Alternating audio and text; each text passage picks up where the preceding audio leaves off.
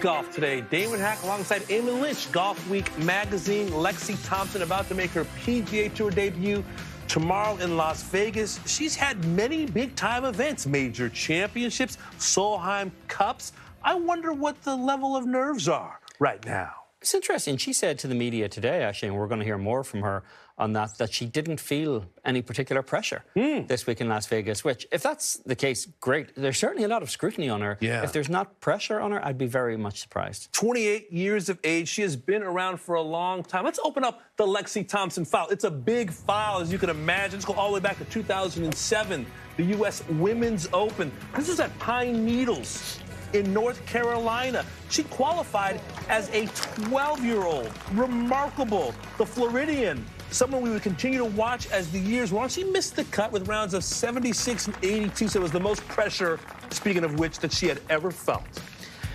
Well, Thompson went on to win the 2011 Navistar Classic as a non-LPGA member and became, at the time, the youngest winner in LPGA history at 16 years, 7 months, 8 days, a record that Lydia Ko has since broken. And she was not done winning. 2014, won her first and only major at the Chevron.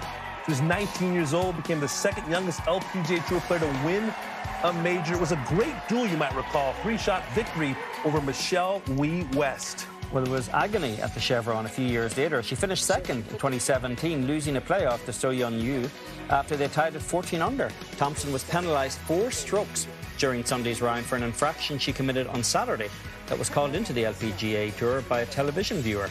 She was given a 2-stroke penalty for incorrectly marking her ball and 2 more strokes for signing an incorrect scorecard, allowing Yu to tie Thompson and win with a birdie on the first playoff hole. One of the most surreal moments in the game. 2017, though, bounce back, wins the race to the CME Globe season-long standings, and the 2017 Vare Trophy for scoring, was third on the money list. 2 wins, 6 runner-up finishes, also led the LPGA in greens in regulation and sand saves, and was third in driving distance, 273.8 a pop. And then in 2019, she decided she was taking a break from social media, as so many do, due to hurtful comments out there. Thompson was third in the 2021 U.S. Women's Open, losing that 5-shot lead with 10 holes to play. Played the back 9 Sunday in 5 over par, finished the shot out of the playoff, won by Yuka Saso. Lexi was the latest star player to lose a major at Olympic Club on the last day, joining the likes of Hogan, Palmer, and Payne Stewart, among others. But she's on something of a high right now, Damon. She was a member of the U.S. Solheim Cup team and went 3-1-0 in the most recent matches, including a win in the last singles match, beating Emily Christine Pedersen 2-1. The matches ended in a 14-14 tie, with Europe retaining the cup.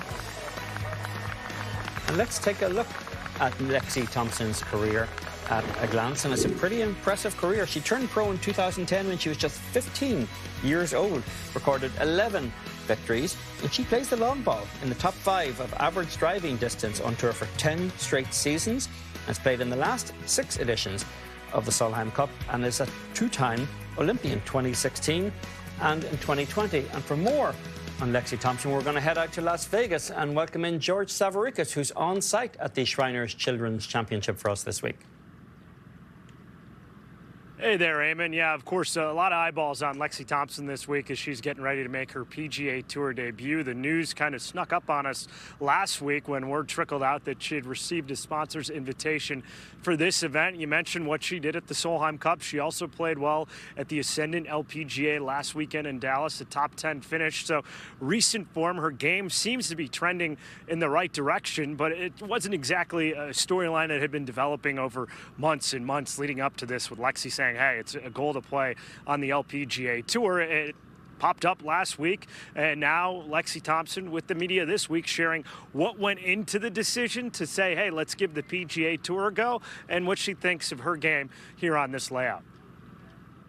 It was basically an automatic yes. I did have plans this weekend, but they moved to next week now, but it was such an exciting feeling. I got the news 2 Sundays ago, right after I had played at Walmart, so it was kind of surreal. I was kind of letting that round kind of soak in and have a good round under my belt, and then I got that news. I'm like, all right, well, this is all just exciting. So like I said, I'm just very honored that they want me here to compete this week and hopefully send out a message, an inspiring one.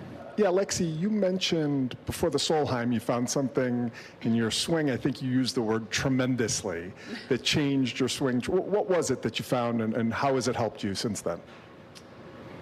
I can't say. I know. No, it was something very simple, but I feel like as golfers and athletes, we kind of have our tendencies of always going back to certain things. Even when we're struggling, we always have tendencies of what our swing kind of goes to, and I'm just really focusing in on this one thing, and it's kind of gotten me a lot better on track with my swing plane and everything. So just really dialed into that the week before Solheim, and I probably hit hundreds of golf balls every day until I got it down, because I wanted to go to Solheim and play my best golf, because representing your country, that's what I live for. How would you say this course maybe suits your game besides being long?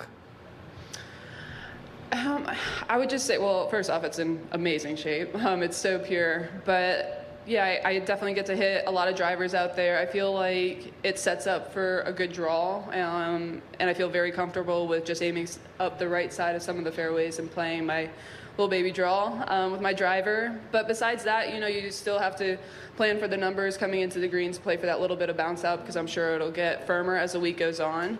But it's just an amazing layout. This is my first time, so I didn't really know what to expect besides what everybody was telling me, but it definitely exceeded my expectations. Most recent LPGA Tour player we saw out here on the PGA Tour about 5 years ago with Brittany Lincecum. It's been a while since we've seen someone make the cut from the women's side over on the PGA Tour. That'd be Babe Zaharias in 1945. I had spoken with, and this was previously, with Danielle Kang, who lives in the area, and what course would potentially be the best fit for someone from the LPGA Tour to make a cut on the PGA Tour. And she had said right here, and a lot of it is just because the elevation you're playing at TPC Summerlin, the scorecard yardage is, call it 71, 7,200 yards, plays more like 67, 68 with the altitude. So if Lexi is going to snap that streak of missed cuts when it comes to LPGA Tour pros playing on the PGA Tour, this could be the ideal course to do it. Zaharias reporting in Vegas on the 11-time winner on the LPGA, and Lexi gets her first round underway tomorrow, 4:19 p.m. Eastern, alongside Kevin Roy and Trevor Werbelow. We'll have her on the range on our show tomorrow, Golf Today at 3 p.m., Golf Central pregame at 4, and then first round coverage at 5 p.m., so you'll see plenty of Lexi. And during her Tuesday presser, she was asked what a successful week looks like. Yes, good golf is a successful week, but honestly, if I can leave here inspiring others, and especially the kids, the Shriners kids, that's what it's all about and what this tournament is. There's more than just playing golf. If I can inspire one individual, I feel like I'm making progress. And of course, yes, I want to play good. That's a whole nother story, but there's more to life than just performing well, and that's what I want to do. I want to inspire others, and yeah, we'll see where the golf takes me. I know I've played well the last few weeks, and I'll just take one shot at a time. Whatever happens, it's just a blessing to be here.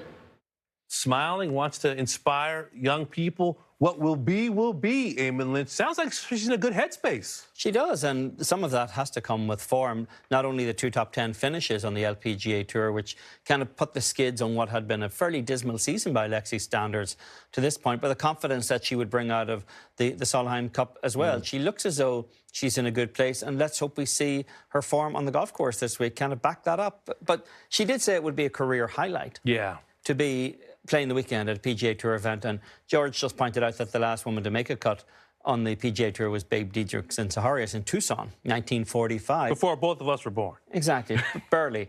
Shirley Sport did play 4 rounds at an event in Reno in 1952, but it was a no-cut event. But otherwise, we're talking about a run of about a dozen women playing in PGA Tour events that haven't made the weekend. Let's hope that, she gives us something to cheer about for the next 4 days. I hope she does, and she can still be impactful even if she doesn't make the cut. But a few things stand out to me in this story. One was George Zaharias' reporting that Danielle Kang said if there was a golf course in Las Vegas for an LPGA player like Lexi to make the cut, it would be TPC Summerlin. She's 12th in driving distance on the LPGA Tour at 270 yards a pop. Her brothers, who have played on the PGA Tour, have both played TPC Summerlin. So she has a lot of people in her corner, people that know the golf course, that live in her house, who know her well, who know her game, that could be a very important asset for her this week. And I like the fact that she's not setting up the success based on results. Right. That it's beyond that. And I would even extend that, you know, it's fine, have fun, have a good time out there, make an impact, be an advocate for the women's game. I also think it's important to own whatever happens, for better or worse, that I think Lexi ought to, you know, deal with whatever questions come. There'll certainly be happy questions if she makes the cut and plays well. Might be an uncomfortable situation if she doesn't perform well, but I'd just like to see her actually own the process at the end of that, whatever comes. Easier to answer those questions on Tuesday and Wednesday. A little tougher Thursday and beyond.